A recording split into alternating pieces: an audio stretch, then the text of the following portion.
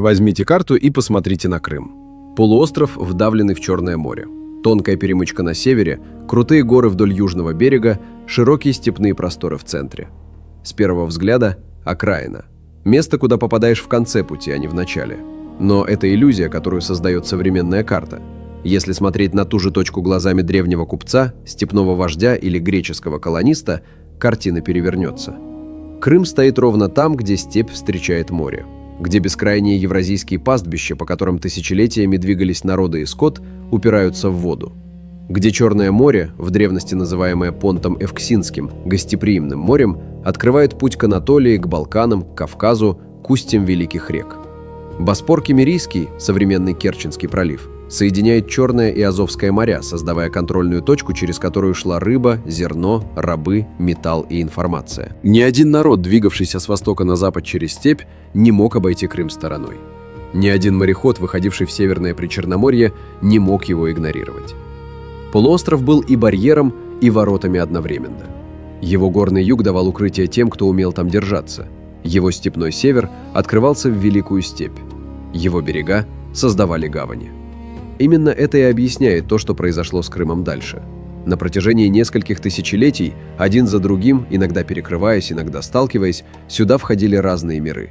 Степные, морские, имперские, торговые. Каждый оставлял след. Каждый следующий находил здесь не пустоту, а уже насыщенное пространство. Чужие дороги, чужие крепости, чужих богов в скалах, чужую память в земле. Этот ролик – путешествие сквозь 8 таких слоев. Ни топ, ни список, ни реестр народов. Хронологическое движение по одному полуострову, который постоянно менял лицо, не теряя при этом своей географической логики. Потому что именно эта логика, форма берега, расположение горных проходов, глубина гаваней, оставалась неизменной, пока цивилизации менялись одна за другой. Начнем с того, что почти не видно. Киммерийцы. Если попросить любого историка назвать первый народ Крыма, который оставил след в письменных источниках, ответ будет «киммерийцы». И сразу за этим ответом придет оговорка. Потому что киммерийцы – один из самых трудных случаев в истории Северного Причерноморья. Они есть, и их почти нет. Они есть потому, что их упоминают античные авторы. Гомер в «Одиссее» помещает киммерийцев на краю известного мира, в вечном тумане, рядом с входом в подземное царство. Образ мрачный и, очевидно, мифологизированный, но само имя там есть. Геродот в V веке до нашей эры писал о киммерийцах уже как о народе, который некогда населял понтийские степи и был вытеснен скифами. Ассирийские клинописные источники VIII-VII веков до нашей эры фиксируют их вторжение на Ближний Восток. С Урарту, Фригией и самой Ассирией сталкивались гиммирри, в которых исследователи видят тех же киммерийцев. Проблема в другом. Что именно считать киммерийской культурой в археологическом смысле – вопрос до сих пор открытый. Письменных текстов от них не осталось. Своей отдельной, четко опознаваемой материальной культуры, которая однозначно приписывалась бы только им, тоже нет. Исследователи спорят, какие именно памятники относить к киммерийцам, где провести черту между ними и их предшественниками в позднебронзовом горизонте. Это не слабость истории. Это честное отражение состояния источников. Что можно сказать с достаточной уверенностью. В позднем бронзовом веке и в начале железного, грубо говоря, в X-VIII веках до нашей эры, северопонтийские степи, включая Крым и земли к северу от него, были частью большого кочевого мира. Населения там было немного, оно двигалось, оно пасло скот, оно хоронило мертвых в курганах. И именно курганы остаются главным материальным следом этой эпохи. Некоторые из них раскопаны в степной части Крыма. Находки – бронзовые предметы вооружения, конская упряжь, керамика – указывают на связь с широким евразийским степным горизонтом. Какую именно роль Крым играл в этом мире? Скорее всего, роль естественной границы, за которой кончалась открытая степь и начинались горы и море. Возможно, места, где степные обитатели впервые вступали в контакт с миром средиземноморской торговли, который уже в позднебронзовом веке дотягивался до берегов Черного моря. Точнее пока сказать нельзя. Важнее другое. Уже в этом первом, едва видимом горизонте Крым проявляет свою ключевую черту. Он не изолирован. Даже до появления греческих колоний, даже до скифских орд, даже до имперских аппетитов полуостров был частью сети. Степной дороги, которая тянулась с востока на запад. И следующая волна, которая пришла сюда, пришла именно по этой дороге. Тавры. Пока степь жила своей жизнью, в горном Крыму существовал другой мир. Тавры – народ, давший свое имя полуострову в античной традиции. Таврика, Таврида, Таврийский – все это отголоски их имени, которое греки использовали для обозначения горной и южнобережной части Крыма. Они были здесь, когда греки пришли. Они оставались здесь, пока скифы господствовали в степи, и исчезают из источников только в первые века нашей эры, постепенно, через ассимиляцию. Греческие авторы описывали тавров в выражениях, которые стоит принимать с осторожностью. Геродот сообщал об их жестоких обычаях. Они якобы приносили в жертву потерпевших кораблекрушение и чужеземцев, а головы врагов выставляли на шестах над домом. Еврипид сделал их персонажами трагедии Ифигения в Тавриде. Жрица богини, которые приносят жертвы, оказывается греческой царевной. Это был устойчивый литературный образ варварского, опасного, чуждого народа. Проблема в том, что этот образ создавался людьми, которые сами в горах Крыма не жили, и которым тавры служили удобным воплощением варварского другого. Реальная картина, которую дают раскопки, существенно сложнее. Тавры обитали преимущественно в горном Крыму и на южном берегу, то есть именно там, где топография давала естественную защиту. Горные проходы легко контролировать, небольшие бухты удобны для рыболовства. Густые леса, которые в древности покрывали Крымские горы, давали и укрытия, и ресурсы. Их поселения, небольшие, как правило укрепленные, располагались на труднодоступных высотах. Это не случайность. Это стратегия выживания для немногочисленного народа, живущего рядом с более сильными и подвижными соседями. Скифы давились с севера, греки появились на берегах. Тавры оказались между ними, и горы были их щитом. Их погребальные сооружения, так называемые таврские ящики, сложенные из плоских каменных плит, раскопаны в горном Крыму. Они содержат останки нескольких человек, что говорит о коллективных захоронениях, возможно, семейных. Инвентарь скромный – керамика, бронзовые украшения. Это не богатые курганы степной аристократии, это другой способ организации жизни и смерти. Более оседлый, более локальный. Их хозяйство, по всей видимости, держалось на сочетании скотоводства, охоты и примитивного земледелия на горных склонах. Рыболовство в прибрежной зоне тоже должно было играть роль. И именно здесь, вероятно, первые контакты с греческими мореходами могли случиться задолго до основания первых полисов. Что тавры думали о себе, как называли своих богов, как устроено было их общество, мы не знаем. Своей письменности у них не было. Греки передали только внешний, пугающий образ. И это само по себе о чем-то говорит. Тавры достаточно успешно сопротивлялись, чтобы греки воспринимали их как реальную силу, а не просто как покоренных аборигенов. Важен и другой момент. Появление греков на берегах изменило мир тавров. Медленно, но неизбежно. Торговые связи начались, видимо, раньше, чем основались полисы. Часть таврских вождей, по всей видимости, встроилась в торговые сети, обменивая продукты гор и леса на металл и керамику. Часть враждовала. Граница между горным и прибрежным Крымом была одновременно культурной, хозяйственной и политической. И это граница, которая никуда не исчезала, даже когда тавры ушли в тень.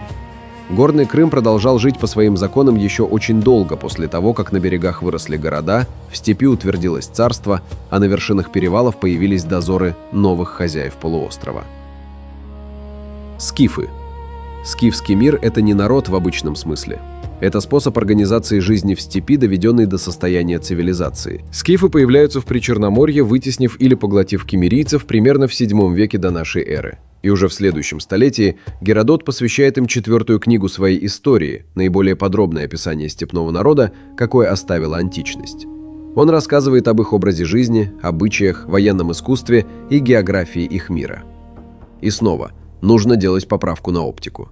Геродот писал для греческой аудитории и смотрел на скифов как на нечто экзотическое.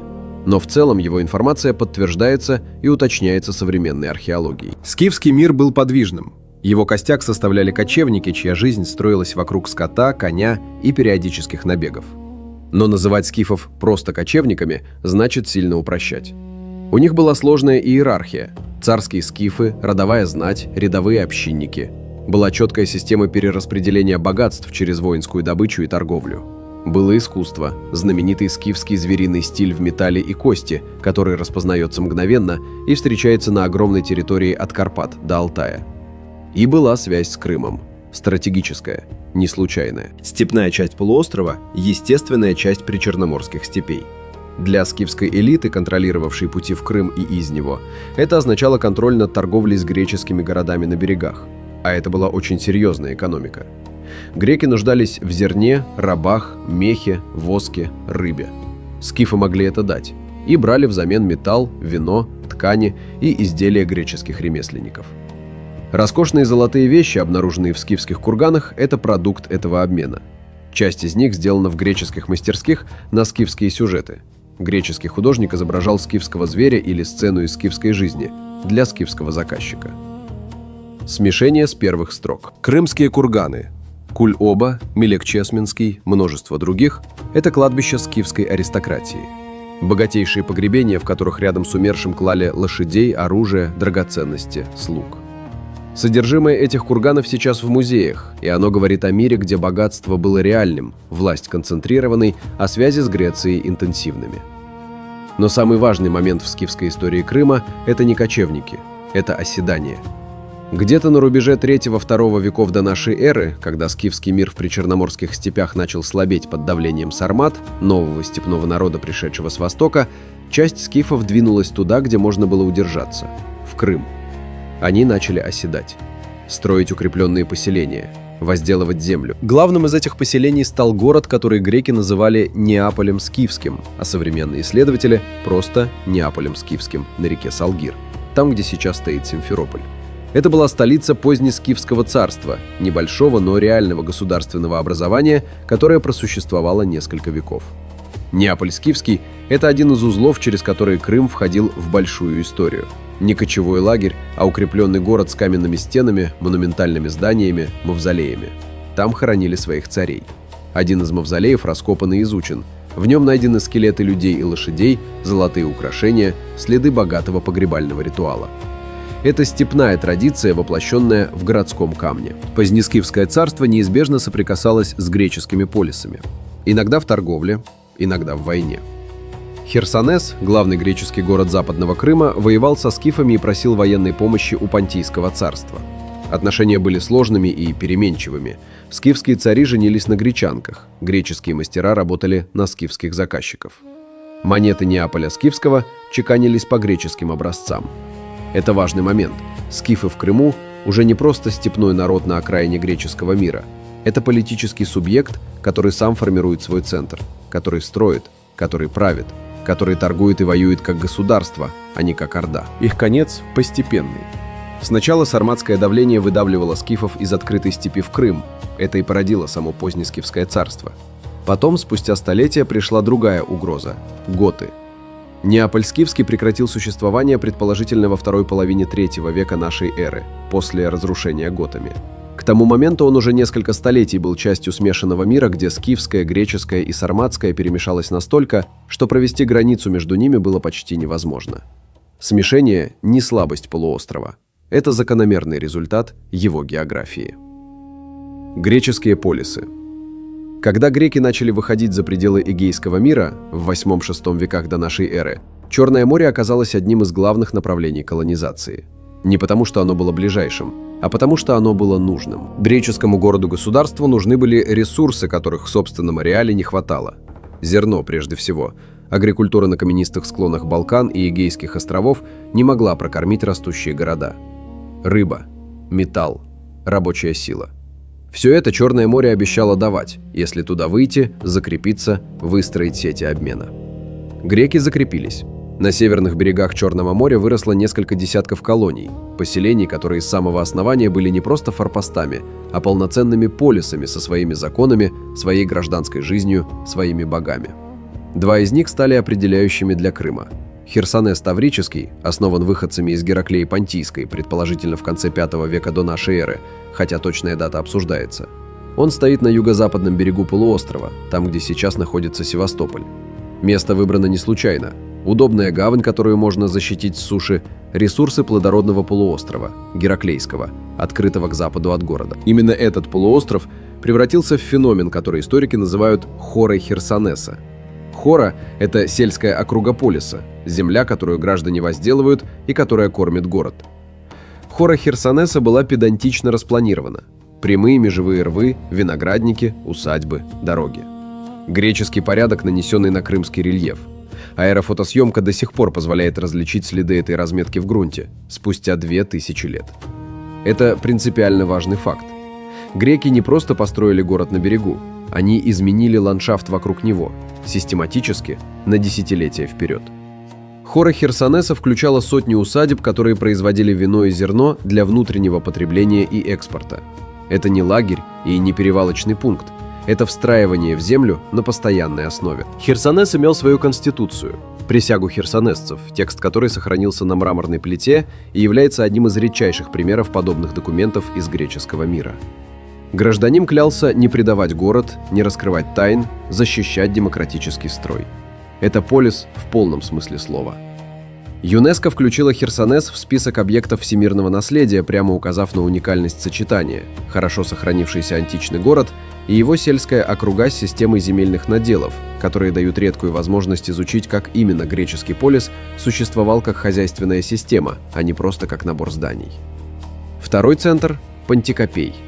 Он стоит на другом конце полуострова, там, где сейчас Керчь. Основан милетскими колонистами предположительно в VII веке до нашей эры, то есть раньше Херсонеса. Его положение у Боспора Киммерийского делало его контрольной точкой над проливом. Кто держит Пантикопей, тот в известном смысле держит ключ к черноморской торговле с востока. Именно из Пантикопея выросло то, что станет следующим крупным крымским миром – Боспорское царство. Но прежде чем перейти к нему, нужно сказать об общей логике греческого присутствия. Греческие полисы Крыма не были изолированными оазисами цивилизации в Варварском море. Они были частью большой черноморской сети – торговой, дипломатической, культурной. Сигналы из Афин доходили до Херсонеса. Архитектурные моды Средиземноморья воспроизводились на берегах далекого Понта. Монеты из Крыма попадали в Грецию и обратно. При этом греки с самого начала существовали в тесном, иногда насильственном, иногда взаимовыгодном контакте с местными народами – скифами, таврами, позднее сарматами. Этот контакт формировал особую культуру крымских полисов. Она была греческой по языку и форме, но по содержанию постоянно переплеталась со степным и горным миром вокруг. Смешанные браки, двуязычие, синкретические религиозные практики, заимствованные художественные мотивы. ГТК это видно в материале. Херсонес и Пантикопей прожили долго. Очень долго. Оба продолжали существовать, меняя форму и хозяина в течение многих столетий. В этой долговечности еще одно свидетельство того, что греки нашли в Крыму нечто большее, чем просто удобные гавани. Они нашли место, которое работало.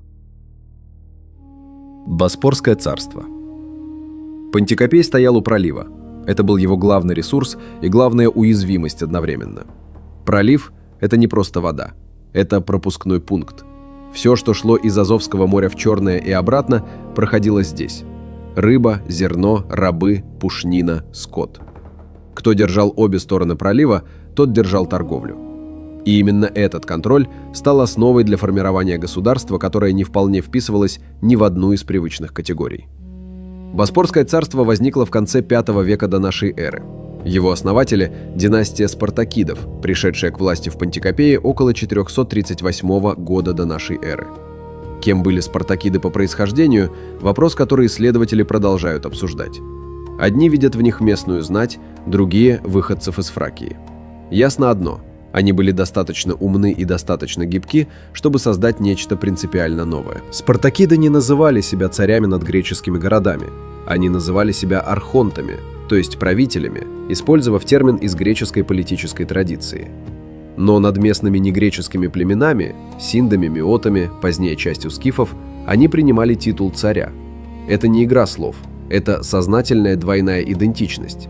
Греческая форма управления для греческого населения, царская власть для негреческого. Один правящий дом, две системы легитимности. Именно это делает Боспор чем-то большим, чем просто греческой колонией. Это гибридное государство, которое с первых десятилетий своего существования выстраивалось как мост между двумя мирами – городским греческим и степным местным. Территория расширялась последовательно. Под контроль спартакидов перешли греческие города на обеих берегах Боспора. На крымской стороне – Пантикопей, Феодосия, ряд меньших поселений. На таманской стороне – Фанагория и другие.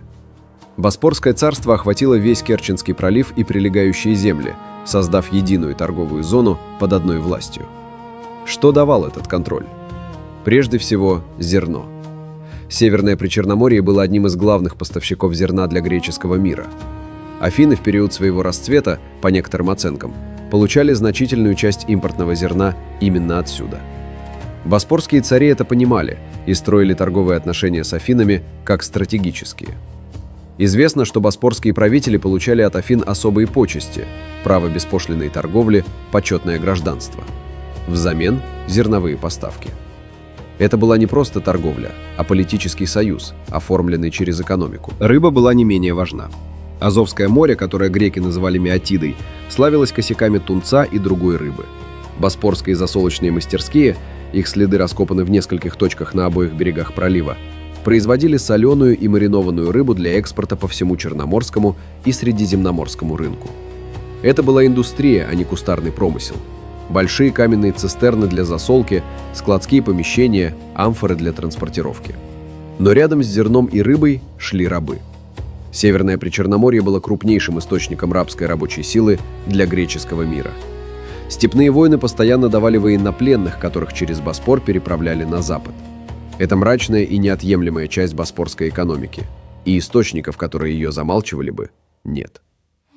Культура Боспора – это то место, где смешение становится наглядным. Монументальные гробницы боспорских царей, так называемые царские курганы, сочетают в себе греческую архитектуру дромоса, длинного коридора ко входу, со степной традицией захоронения под курганом. Внутри – расписные склепы в греческой традиции с фресками, изображающими мифологические сюжеты. Снаружи – насыпной холм, который роднит эти погребения с курганами степной знати. Форма – греческая, масштабы расположения в ландшафте – степные. Греческий язык на Боспоре оставался языком надписей, официальных документов и городской жизни. Но имена на надписях нередко местные – скифские, синские, позднее сарматские. Живопись боспорских склепов поздней эпохи включает степные мотивы – всадники, конские ритоны, сцены охоты, которые перекликаются со скифским звериным стилем. Ювелирное дело Боспора, смешение греческих форм и местных сюжетов, было настолько своеобразным, что современные исследователи выделяют его в отдельное явление. Боспорское царство оказалось долговечным. Спартакиды правили несколько столетий, вплоть до рубежа II и I веков до нашей эры, когда последний из них передал власть Митридату VI под давлением скифского восстания. Но и после спартакидов государство продолжало существовать, уже под властью митридатидов, рода, связанного с Понтом. Оно пережило Митридата VI, великого противника Рима. Оно пережило приход самого Рима. Именно здесь начинается следующий слой. Римское присутствие. Рим добрался до Крыма не через завоевание. Это важно понять сразу, иначе картина выйдет искаженной. Ни один римский легион не маршировал по крымским степям с намерением превратить полуостров в провинцию. Рим действовал здесь иначе, через флот, через гарнизоны в ключевых точках, через союзные отношения с местными правителями, через торговлю и дипломатическое давление. Это была не оккупация, а орбита влияния. Но орбита вполне реальная. Предыстория римского присутствия в Причерноморье связана с Митридатом VI Евпатором, царем понтийского государства, который в конце II – начале I века до нашей эры создал в Северном Причерноморье собственную державу. Он подчинил Боспор, установил контроль над значительной частью Черноморского побережья и несколько десятилетий был главным противником римской экспансии на востоке. 3 Митридатовы войны закончились поражением Понта. Митридат погиб. Его владения разошлись по разным рукам. Но Боспорское царство не исчезло. Оно вошло в орбиту Рима как союзное государство, клиентское царство в римской терминологии. Это означало: местный царь правит, местная элита сохраняет власть и богатство, но во внешней политике ориентируется на Рим, обеспечивает безопасность торговых путей и при необходимости предоставляет военную помощь. Для Рима Крым был нужен по нескольким причинам, которые никуда не делись после победы над Митридатом. Черноморская торговля продолжала быть важной. Зерно и рыба из Причерноморья питали рынки, контроль над проливами и морскими путями имел стратегическое значение. Сохранять стабильность в регионе значит сохранять поток товаров. Но был и военный аргумент. Северная граница римского влияния в Причерноморье – это граница с постоянно меняющимся степным миром. Сарматы, позднее готы и другие народы давили с севера и востока. Боспорское царство и греческие города Крыма выполняли функцию буфера, и это делало их ценными в глазах Рима. Прямое римское военное присутствие в Крыму фиксируется на протяжении I-III веков нашей эры. Римский гарнизон стоял в Херсонесе, это подтверждается эпиграфическими находками. Латинские надписи, найденные при раскопках, фиксируют присутствие солдат из различных легионов, временно расквартированных в городе. Херсонес при этом сохранял самоуправление, свои институты, свою монету. но под римским военным зонтиком. Характерная деталь. В Херсонесе найдена надпись 1-2 веков нашей эры, в которой город обращается к Риму с просьбой о военной помощи против скифов. Это хорошо показывает механизм. Рим не держит здесь постоянную армию для контроля над городом. Он реагирует на запросы. Он присутствует как военная страховка. Влияние Рима читается в материальной культуре по-разному. Римские монеты – находки обычные для раскопок в крымских городах того периода. Импортная краснолаковая керамика, производившаяся в различных центрах Римской империи, широко представлена в слоях 1-3 веков.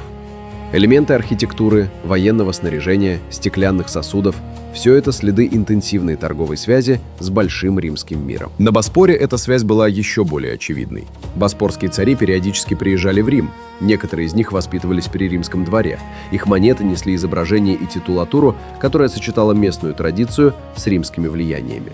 На боспорских надписях появляются латинские термины и формулы. Это не капитуляция перед Римом. Это прагматичное усвоение языка наиболее влиятельного партнера. Важно при этом не переоценивать глубину романизации. Крым не стал римским в том смысле, в каком стала римская Галлия или Испания. Местные языки не исчезли, местные культы продолжали работать.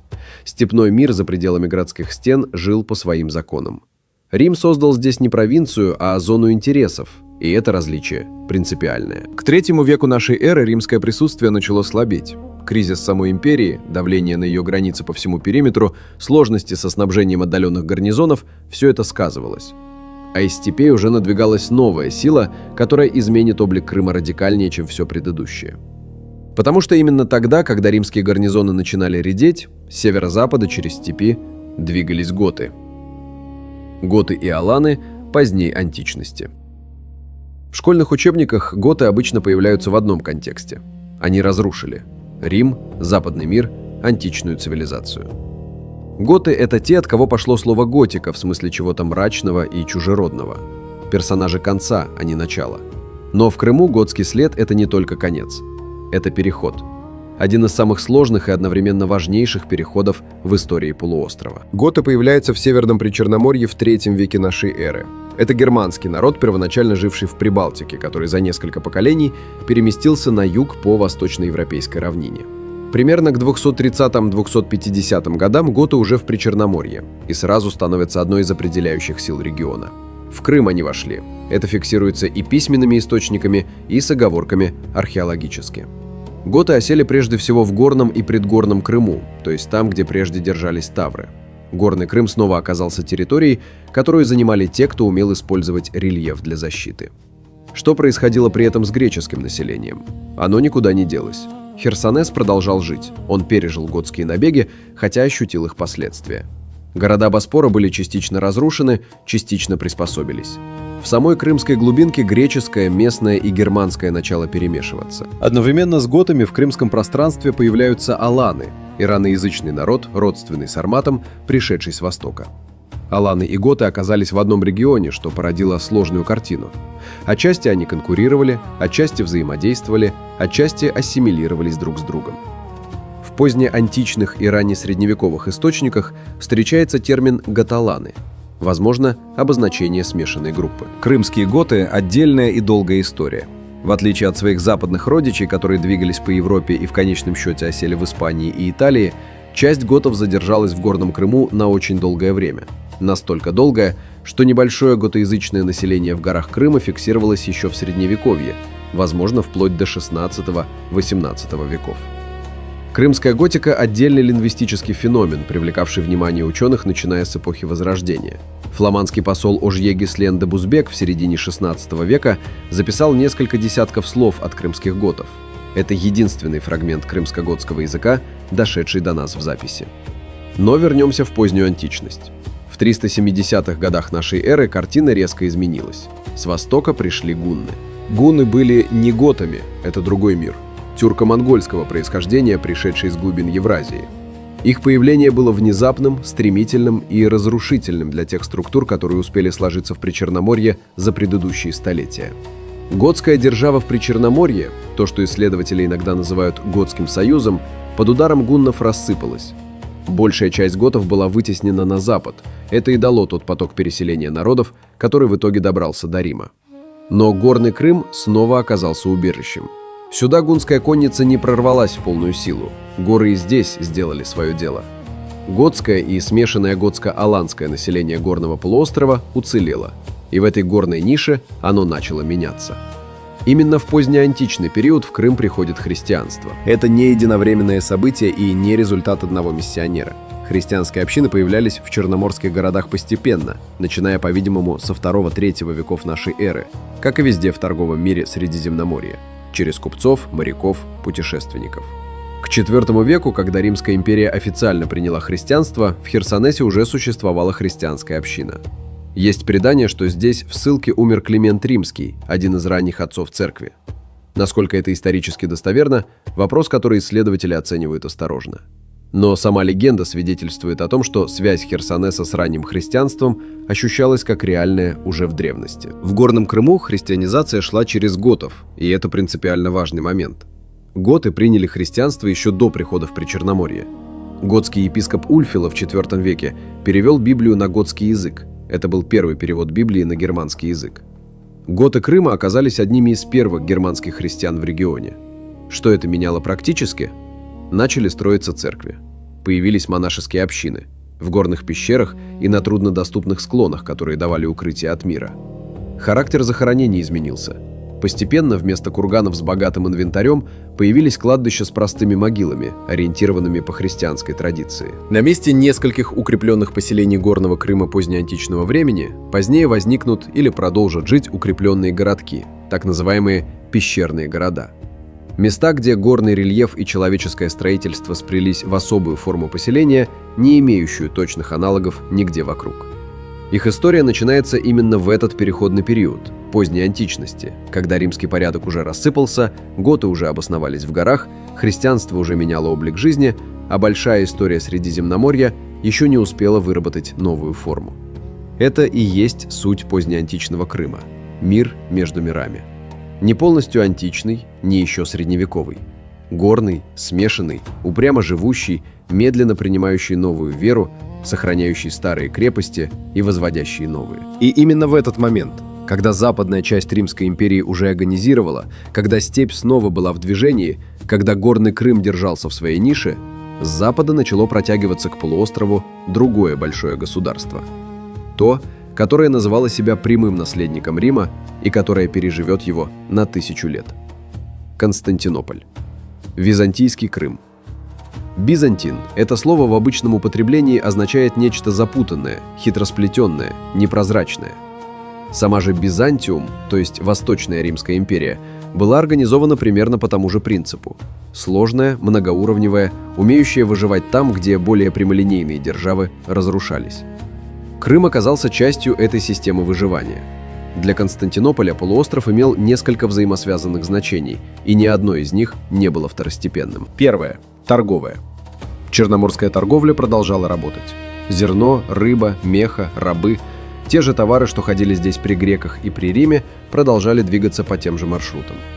Контроль над черноморской торговлей давал доступ к ресурсам, которые питали имперскую экономику. Второе – военно-стратегическое. Степь к северу от Крыма никогда не была пустой. Гунны, авары, хазары, печенеги, половцы – одна волна за другой. Каждая из них могла угрожать границам империи. Крым был наблюдательным пунктом, опорной базой и дипломатической платформой для выстраивания отношений со степными народами. Третье. Дипломатическое. Это, пожалуй, самое нетривиальное. Византия была мастером дипломатии. Она не всегда могла победить военной силой, но умела включать опасных соседей в орбиту своего влияния. Через торговлю, через христианизацию, через династические связи, через подарки и почетные титулы. Крым был площадкой для именно такой работы. Здесь заключались союзы со степными вождями, сюда направлялись миссионеры, отсюда шли посольства. Главным городом этого всего оставался Херсонес, или Херсон, как его называли в позднеантичный и средневековый период. Херсон – это удивительный случай непрерывности. Город, основанный греческими колонистами в V веке до нашей эры, существовавший через эллинизм, через контакт со скифами, через римское влияние, через готские набеги, продолжал жить. Менял форму, менял хозяев, менял внешний облик, но не исчезал. В ранневизантийское время Херсон перестраивается. На месте античных зданий вырастают христианские базилики. Раскопки выявили несколько последовательных слоев церковного строительства, как в Херсонесе создавался христианский город на костях античного. Планировка античных кварталов в ряде мест сохранялась, улицы шли примерно по тем же трассам, но функции пространств менялись. Город был укреплен, стены многократно перестраивались и усиливались. Херсон для Константинополя был ценным портом, который нужно было удержать, и удерживали, несмотря на периодические потрясения. В VII веке ситуацию в регионе радикально изменила хазарская экспансия. Хазарский каганат, тюркоязычное государство, возникшее в степях Северного Кавказа и Нижнего Поволжья, распространил свое влияние на значительную часть Крыма. Городки горного полуострова оказались под хазарским контролем. Херсон сохранил тесную связь с Константинополем, но окружающий контекст изменился. Именно в Херсон, как в место почетной ссылки, в 695 году был отправлен свергнутый византийский император Юстиниан II. Через несколько лет он бежал из ссылки с помощью хазар и болгарского хана, вернул себе трон и потом жестоко отомстил городу, который казался ему ненадежным. Эта история, рассказанная хронистами, хорошо показывает статус Херсона в имперской иерархии. Достаточно далекий от центра, чтобы быть местом ссылки, но достаточно значимый, чтобы контакты через него имели политический вес. Другой ключевой фигурой византийской эпохи в Крыму стал Константин, тот самый, которого позднее назовут Кириллом. В 861 году, незадолго до своей миссии в Моравию, он побывал в Херсоне. Именно здесь, по преданию, он нашел книги и мощи святого Климента.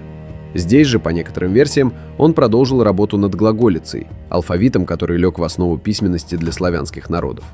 Если эта связь достоверна, а она обсуждается историками, то Херсон оказывается косвенно причастным к одному из важнейших культурных событий Средневековья – созданию славянской письменности. В Горном Крыму византийский слой виден иначе, через крепости и церкви. Мангуб – плато в Горном Крыму, занимающее около 90 гектаров. В ранневизантийское время здесь возникает укрепленное поселение, которое впоследствии станет столицей небольшого христианского княжества Феодора.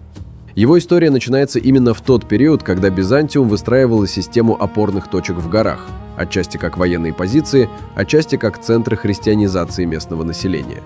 Эскикермен, Чуфут-Кале, Бакла, Кыскермен – все эти пещерные города, вырезанные в известняке Горного Крыма, имеют ранневизантийский слой в своем основании. Их скальные церкви с фресками – часть того же мира, что и базилики Херсона. Маленького, горного, упрямого мира христианского Крыма, который держался, несмотря на давление степи. И еще один момент, который нельзя пропустить. В 988 году, или около того, точная дата в источниках варьируется, киевский князь Владимир осадил и взял Херсон. Это был военный захват с политической целью. Владимир добивался от Константинополя политического признания через брак с сестрой императора. Он получил его, и вместе с ним крещение.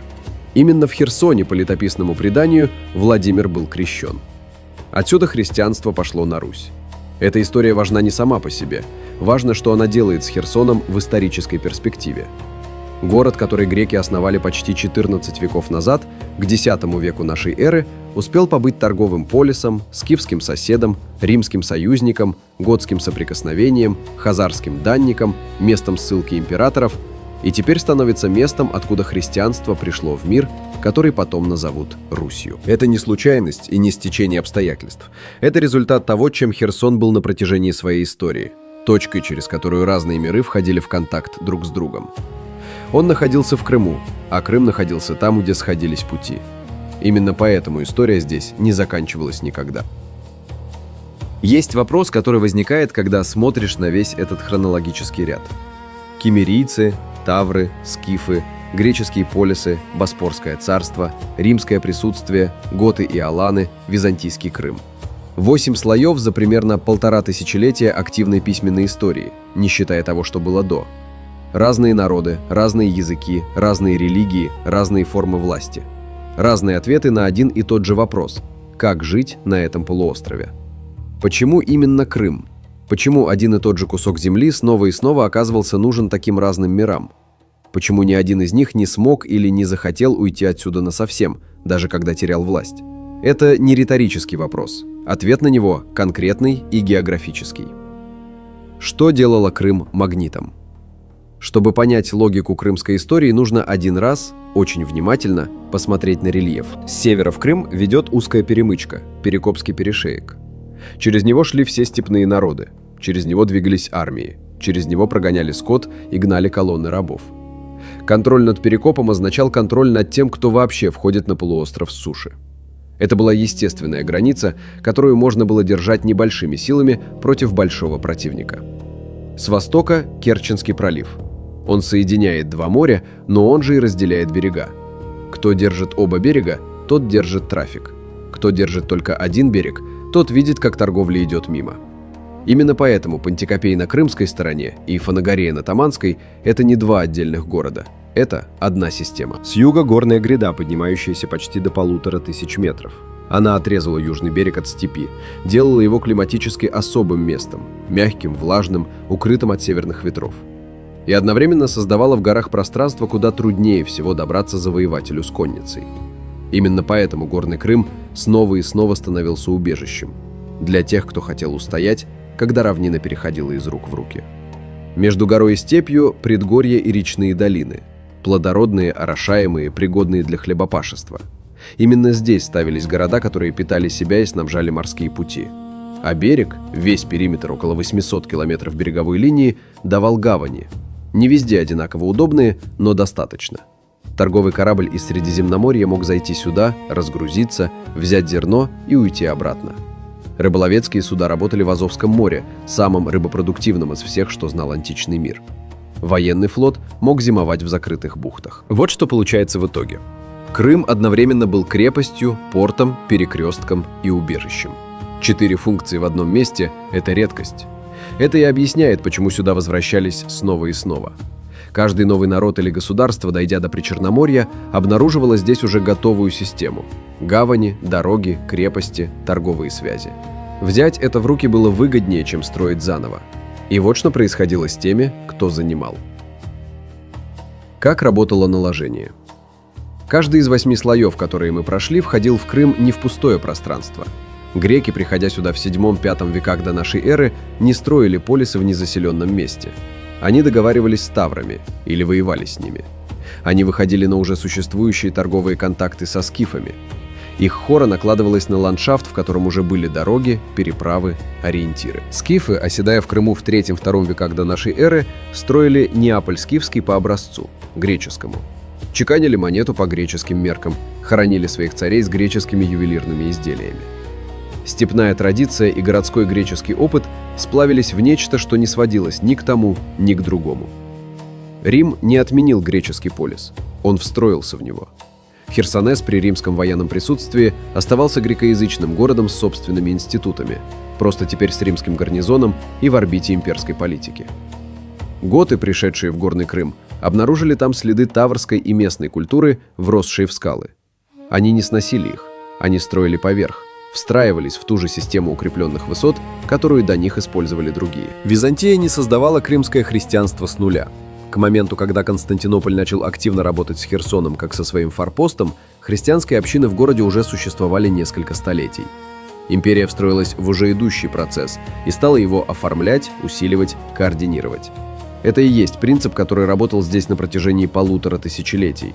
Каждый новый мир находил предыдущий, не полностью уничтоженным, а частично живым, и взаимодействовал с ним, потому что уничтожить все предыдущее значило бы уничтожить именно то, что делало полуостров ценным – инфраструктуру, гавани, дороги, торговые связи, аграрные угодья, крепостные стены, которые строились поколениями. Историки иногда описывают такие пространства термином «контактная зона». Место, где разные культуры не просто сосуществуют, а постоянно взаимодействуют в торговле, в конфликте, ЖДК, в религии, в языке, в архитектуре.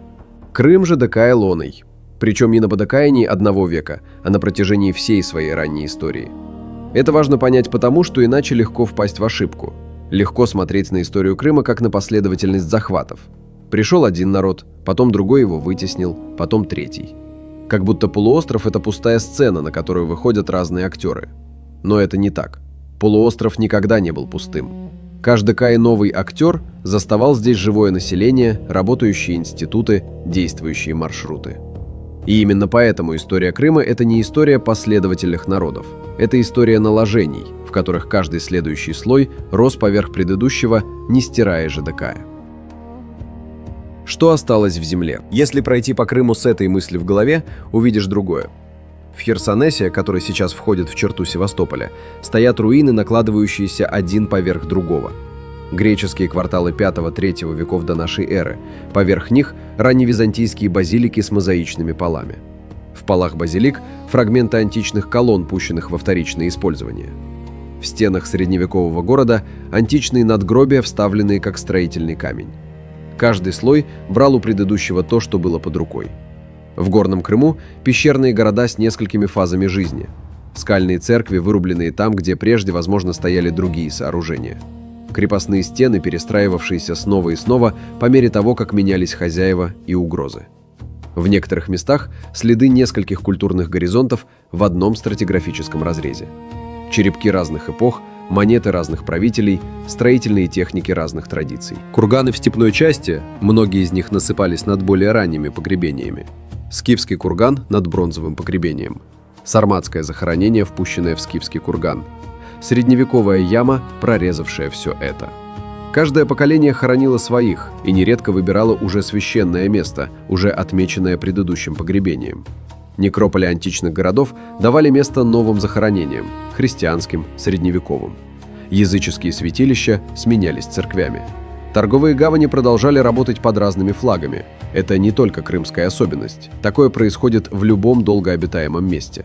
Но Крым – один из немногих регионов, где эта стратиграфия настолько плотная и настолько разнообразная.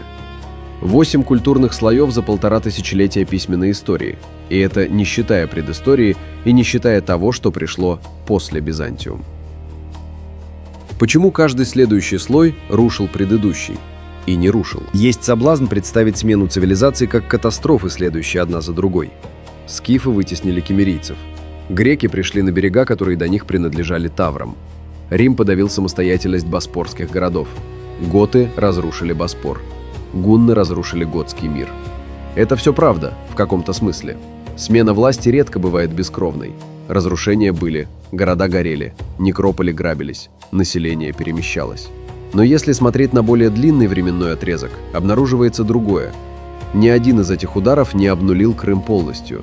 После каждого из них жизнь продолжалась в той или иной форме.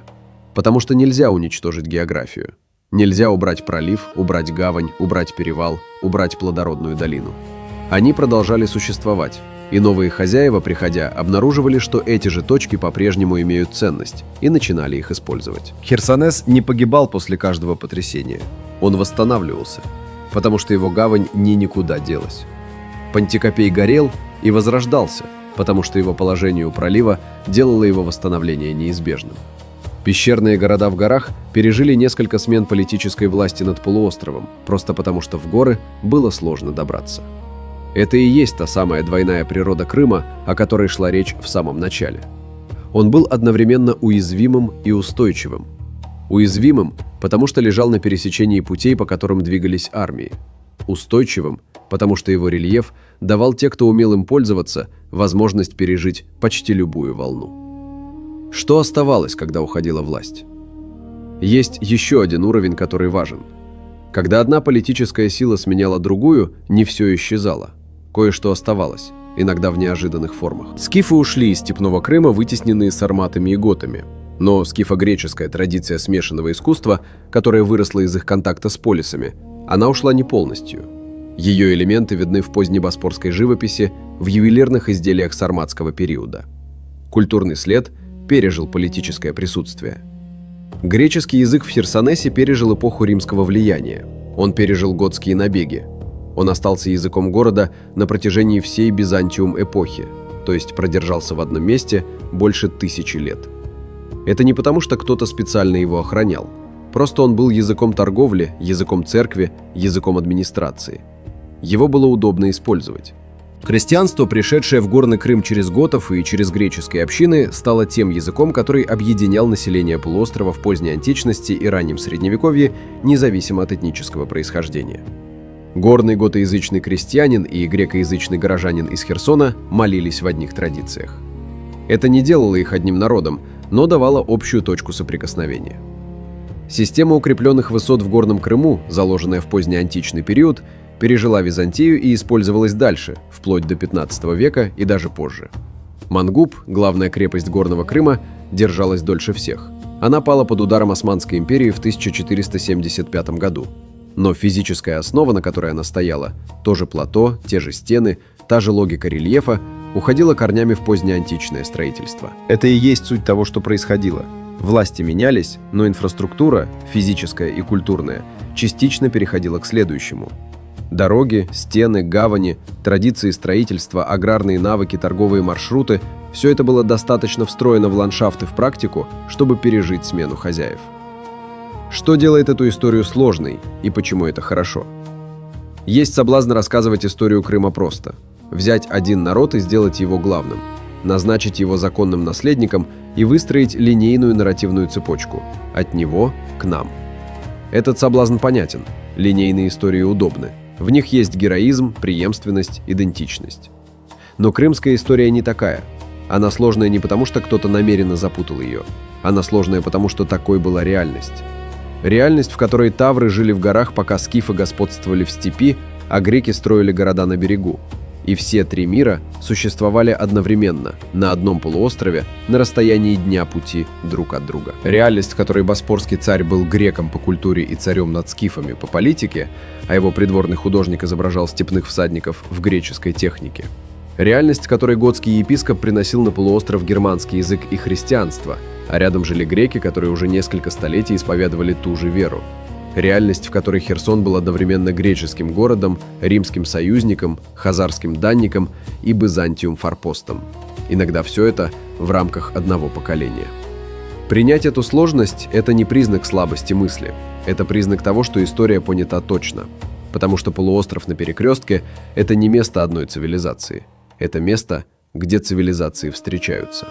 И в этой встрече, иногда насильственной, иногда взаимовыгодной, почти всегда сложной, рождается нечто, что нельзя свести ни к одному из входящих в нее компонентов. Именно поэтому настоящая история Крыма не история одного народа.